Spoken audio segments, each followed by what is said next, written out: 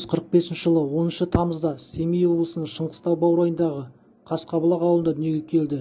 Абай сабырлы мінезімен, кең пейілімен ел анасы атанған Зеренің таусылмайтын мол қазынадай аңыз ертегілерін естіп, мінезі әзіл-қалжыңға шебер, жөн-жобаға жетік, өз анасы Ұлжанның тәрбиесінде өсті.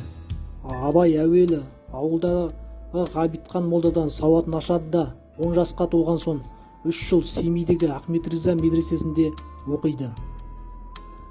Бұл медреседе араб, парсы тілдерінен негізінен дін сабағы жүргізілетін еді. Құрбыларынан анағұрлым зейінді бала оқуға бар ықыласымен беріліп, үздік шәкірт атанады.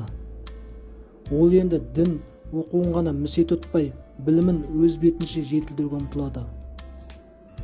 Сөйтіп көптеген шығыс ақындарын шығармалармен араб, Иран, Шағатай тілінде жазылған ертегі дастан қиссалармен танысады. Шығыстың Низами, Науаи, Сағди, Қожа Хафиз, Фузули сияқты ұлы ғұлама, классик ақындарына бауыр басады.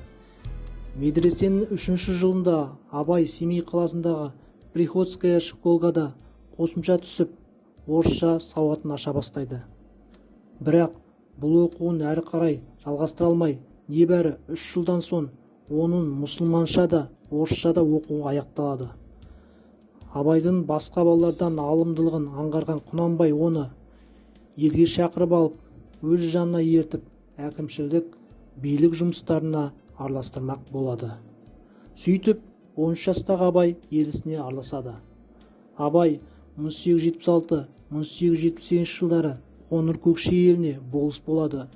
Бұл жылдары Абай өз қолындағы билікті пайдаланып, әділдік таразысын теңестіруге күш салады.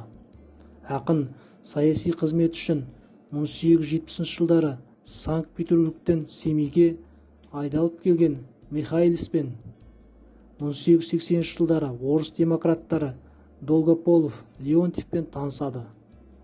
Бұл озық ойлы азаматтардың Абайдың саяси, әлеуметтік көзқарасына игі ықпалын тигізгені сөзсіз.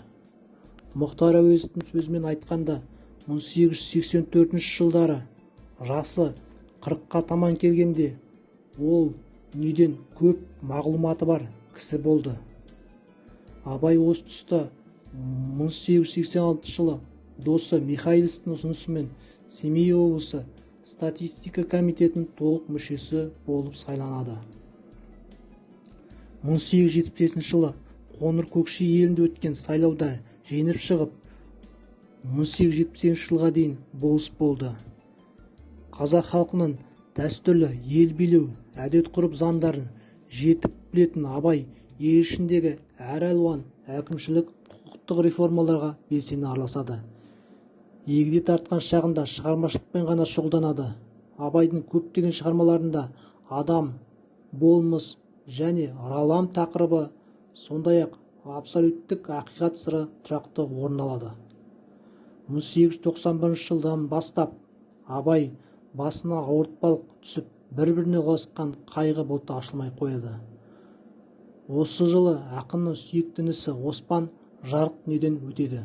Одан кейін үлкен баласы Әбдірахманнан айырылады. Сөйтіп жүргенде соңғы тренішінде болған дарынды ақын баласы Мағауияда қайтыс болады.